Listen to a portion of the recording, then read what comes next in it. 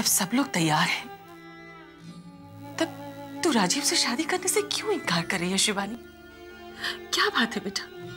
माँ, जिंदगी 1 से 100 तक की गिनती नहीं है जिसे जब चाहे फिर से शुरू किया जा सके। लेकिन बेटा, इस समाज में भगोड़े पति की पत्नी को लोग चैन से नहीं जीने देते हैं, और फिर तू राजीव से शादी करके इस अभिशाप को भी तो धो सकती है। नहीं माँ,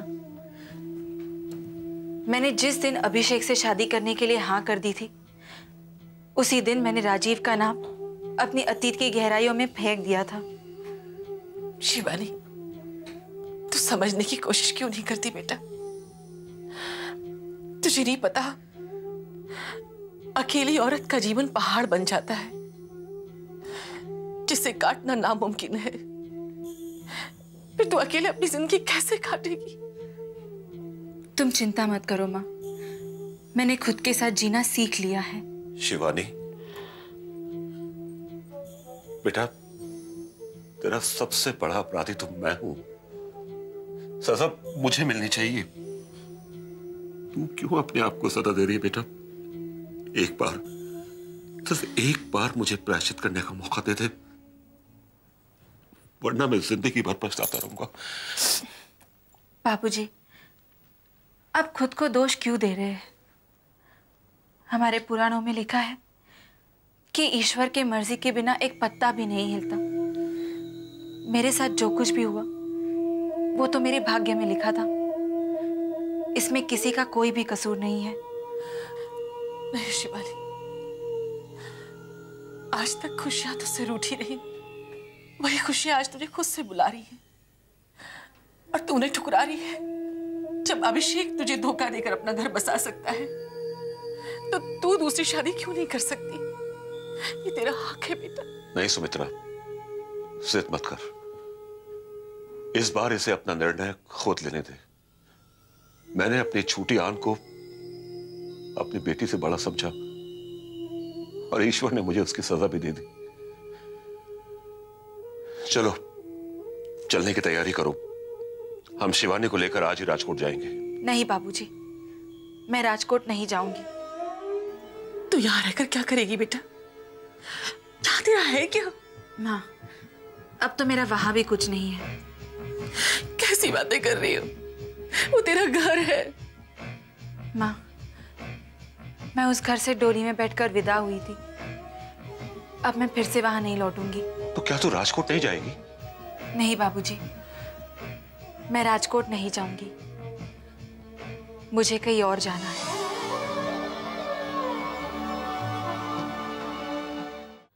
अगर शिवानी शादी नहीं करना चाहती तो मैं उस पर कोई दबाव नहीं डाल सकती। राजेश्वरी जी, आप सास बनकर सोच रही हैं, आप एक बार माँ बनकर तो सोचिए। कई बार बच्चे गलत जिद करके बैठते हैं, तब माँ बाप का ये तो फर्ज होता है कि उन्हें सही रास्ता दिखाएं। आप समझने की कोशिश क्यों नहीं करती सविता जी? शिवानी की बर्बादी की वजह मैं हूं। मैं क्या मुंह लेकर जाऊंगी उसके पास? नहीं, ये मुझसे नहीं होगा। राजेश्वरी जी, कहीं ऐसा तो नहीं कि मैंने अभिषेक की असलियत उजागर कर दी, इसलिए आप नहीं चाहती कि शिवानी और राजीव की शादी हो? नहीं नहीं, ऐसी कोई बात नहीं है सविता जी। आपने तो मेरी आंखें खोल दी। अगर आप सबके सामने मेरी करनी से पर्दा नहीं हटाती तो शायद मुझे अपनी गलती का एहसास ही नहीं होता। अगर आपको अपनी गलती का एहसास है तो आपकी जिम्मेदारी और भी बढ़ जाती है। अगर तब आप शिवानी को मजबूर नहीं करती तो आज शिवानी मेरी बहू होती। लेकिन अभी भी कुछ नहीं बिगड़ा राजेश्वरी जी। आप शिवानी का घर बसाकर प्रायश्चित कर सकती हैं।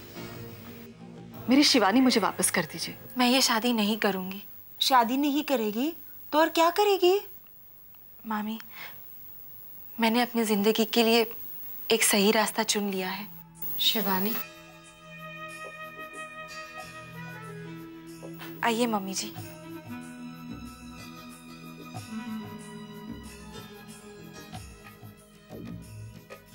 अच्छा वो आप आ गई, अब आप ही इसको समझाइए। मेरे को नहीं मालूम इसके दिमाग में क्या भूत चढ़ेला है। शिवानी, मैंने तुम्हारे साथ जो अन्याय किया है वो माफ करने के लायक नहीं है, लेकिन सच मानो मैंने अभिषेक का और मेरे परिवार का भला जरूर सोचा, लेकिन तुम्हारा कभी बुरा नहीं सोचा था। मुझे ये अंदाजा नहीं था कि मेरी जिद का ज्वालामुखी सबको इस तरह जला डालेगा। मम्मी जी, आप हो, मैं हूं या कोई और, हम सब है तो इंसान। सब अपने तरीके से सोचते हैं और उसी सोच के हिसाब से काम करते हैं। जाने अनजाने में कभी ना कभी गलतियां तो होती ही रहती है, इसलिए मुझे आपसे या किसी और से कोई शिकायत नहीं है। शिवानी, मैं अपने आप को तुम्हारे सामने बहुत छोटा महसूस कर रही हूँ। तुमने इतनी आसानी से मुझे माफ कर दिया। मम्मी जी, माफ करने वाला या सजा देने वाला तो ईश्वर है। हाँ, लेकिन मैं इतना कह सकती हूँ कि आपके लिए अब मेरे मन में कोई मैल नहीं है। शिवानी, मेरी एक बात मानोगी? मानने लायक होगी तो जरूर मानूंगी मम्मी जी। मुझ पर एक एहसान कर दो, राजीव के साथ शादी करने के लिए हाँ कह दो। मैं तुम्हारा कन्यादान करके मेरे मन का बोझ थोड़ा हल्का करना चाहती हूँ। मम्मी जी, आपका बोझ हल्का करने के लिए मुझे फिर से दुनियादारी के खेल में क्यों झोंक देना चाहती है, जिसने मेरे आत्मा तक को झुलसा दिया? नहीं मम्मी जी, मैं ये शादी नहीं करूंगी। मैं तुम्हारे सामने हाथ जोड़ती हूँ शिवानी। ईश्वर ने तुम्हें जिंदगी संवारने का एक और मौका दिया है, उसे हाथ से जाने मत दो। मान जाओ शिवानी। हाय शिवानी, इनकी बात मान लो। काय को अपनी जिंदगी बर्बाद कर रही है रे? मम्मी जी, अगर आप मुझे खुशी देना चाहती है तो वादा कीजिए, मैं जो आपसे मांगूंगी वो आप देने से इनकार नहीं करेंगी। मैं इनकार नहीं करूंगी। तो आप राहुल और सपना को वापस बुला लीजिए, राहुल की पसंद को अपना लीजिए।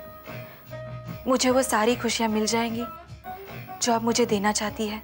हाँ हाँ, मैं राहुल और सपना को अपना लूंगी, लेकिन तुम खुद के बारे में भी बस मम्मी जी, मुझे जो कहना था मैं कह चुकी। मैं ये शादी नहीं करूंगी, किसी हाल में नहीं करूंगी, और इस बार मुझ पर कोई जबरदस्ती नहीं कर सकता। क्या सोच रही हो मलिका? वही जो आप सोच रहे हैं। शिवानी ने कभी किसी का बुरा नहीं किया, फिर उसी के साथ ये सब क्यों हुआ?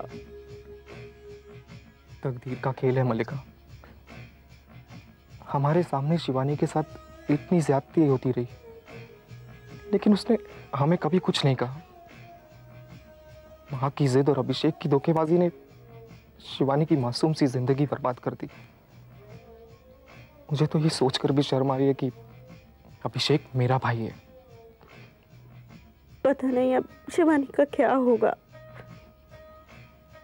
मेरे ख्याल से शिवानी को राजीव से शादी कर लेनी चाहिए।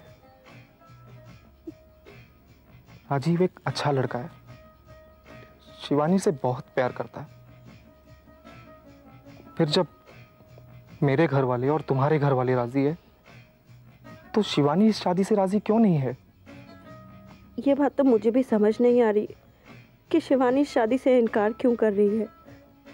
ताऊ जी और बड़ी माँ ने भी उसे समझाने की बहुत कोशिश की, लेकिन वो नहीं मानी। पता नहीं उसके मन में क्या है। तुम एक बार बात करके देखो ना। मैं उससे किस मुंह से बात करूंगी? राजीव का नाम ले लेकर मैं उसे वैसे ही बहुत जलील कर चुकी हूँ। अब उसके सामने राजीव का नाम लेने में भी मुझे बहुत शर्म आएगी।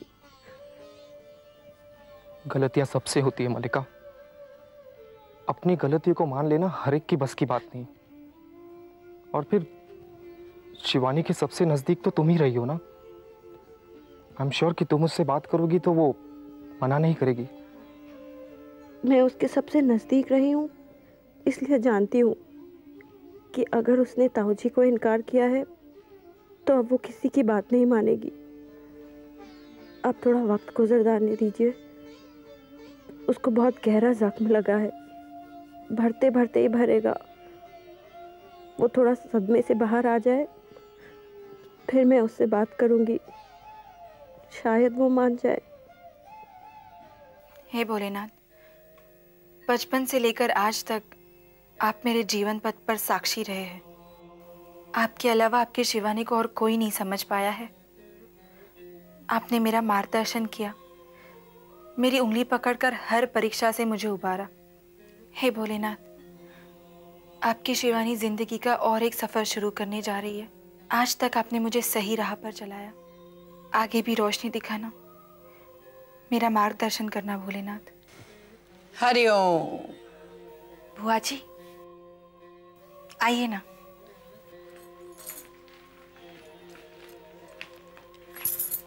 जीती रहो। बैठिए ना बुआ जी।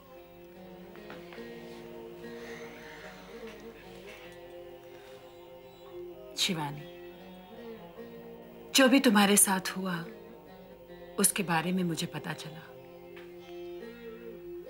इस सब के पीछे राजेश्वरी का अहंकार जिम्मेदार है।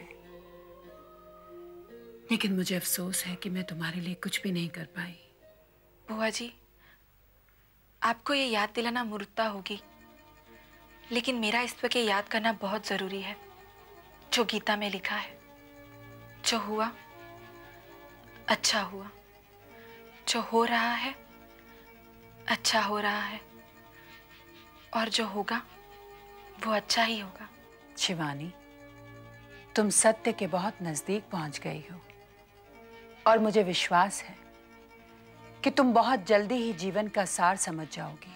बुआ जी, मैंने इसीलिए आपको यहाँ आने की तकलीफ दी है। मैं सत्य के नजदीक तो पहुंच चुकी हूँ, लेकिन सत्य को छू नहीं पाई हूँ। मुझे अपने आत्मा से सत्य का एकाकार करना है बुआ जी। मुझे आपकी मदद की जरूरत है। कहो शिवानी, मैं तुम्हारे लिए क्या कर सकती हूँ? बुआ जी, मैं चाहती हूँ कि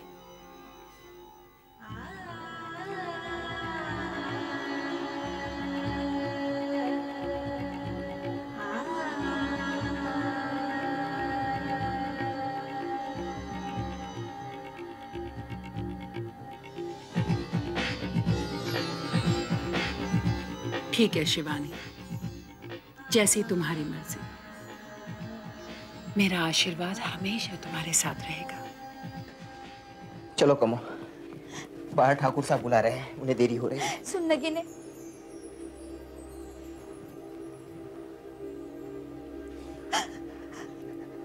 अपना ख्याल रखना। मेरे जाने के बाद तुझे जबरदस्ती से खाना खिलाने वाला भी कोई नहीं है।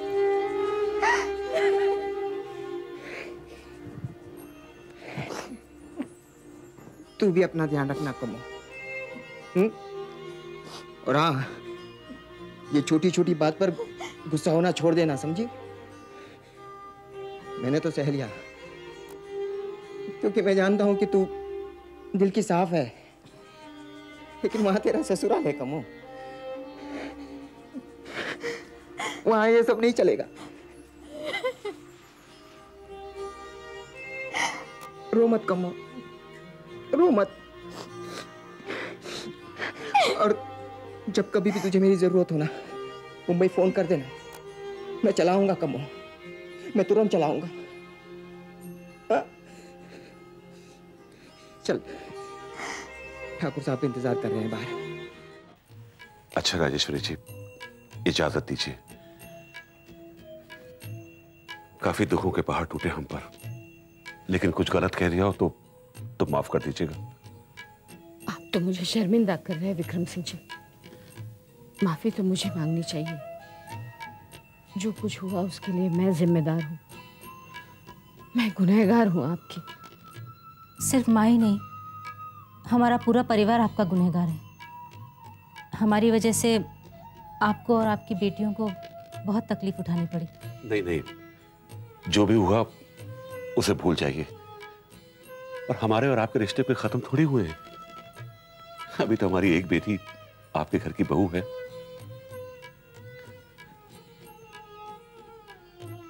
अच्छा मनोहरलाल जी, इजाजत दीजिए। मैं क्या इजाजत दूं आपको? मैं तो शर्म के मारे नजर भी उठा नहीं पा रहा हूं आपके सामने।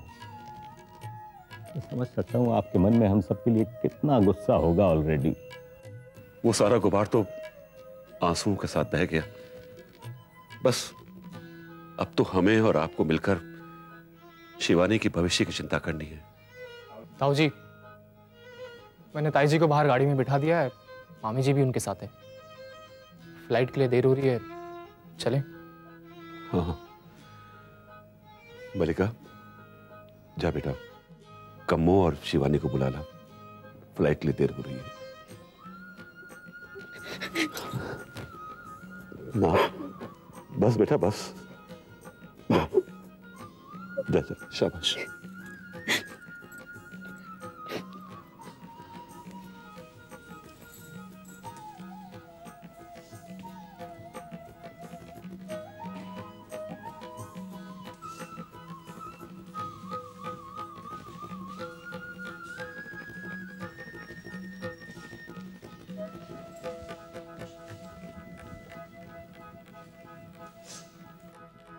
सुनो कमो,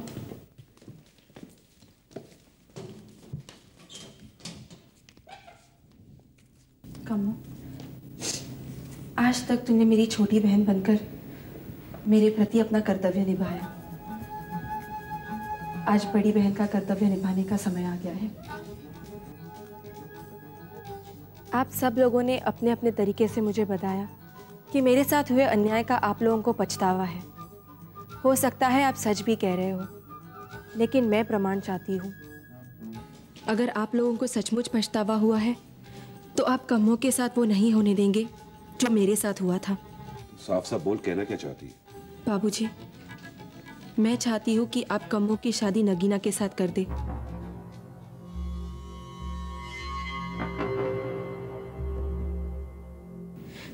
क्योंकि ये दोनों एक दूसरे से बहुत प्यार करते हैं।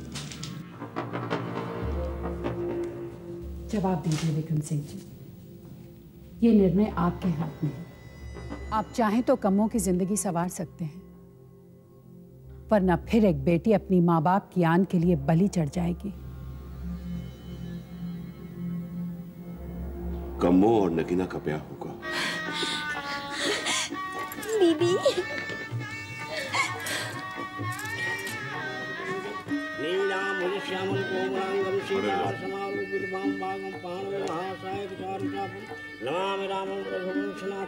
शादी संपन्न हो गई।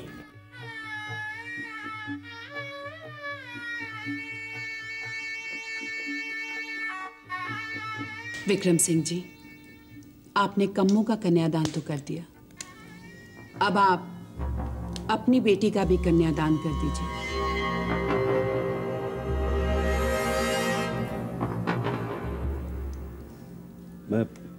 मैं समझा नहीं। शिवानी जो आज तक आपकी बेटी थी, अब वो सिर्फ शिवानी है। उसने मेरे साथ जाने का निर्णय ले लिया है।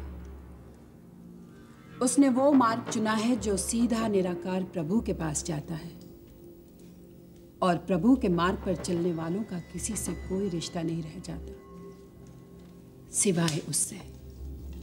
शिवानी, बाबूजी, बुआ जी ठीक कह रही है।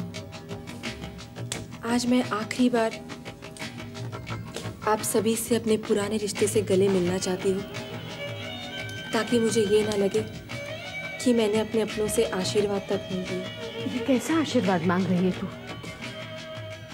तेरे सामने तो पूरी जिंदगी पड़ी है। मम्मी जी, मैं अपनी जिंदगी गरीब मजदूर औरतों के सेवा में बिताना चाहती हूँ।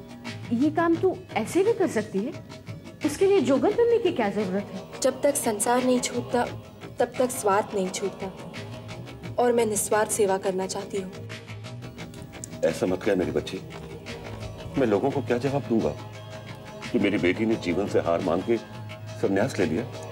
नहीं बाबूजी, मैं जीवन से हारी नहीं हूँ, बल्कि मैंने अपने आप पर, अपनी इच्छाओं पर, अपनी कामनाओं पर विजय पा ली है। इसलिए तो मैं इस राह पर चलने की हिम्मत जुटा पाई हूँ। मेरी बच्ची,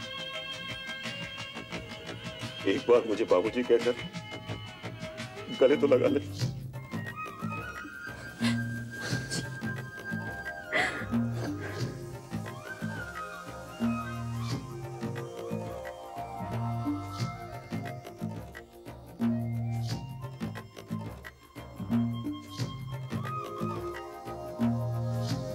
खुश रहो।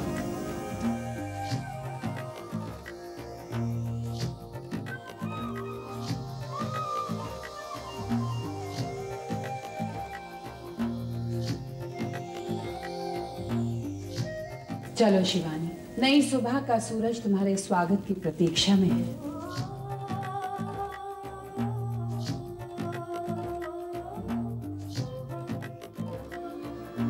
हरिओम।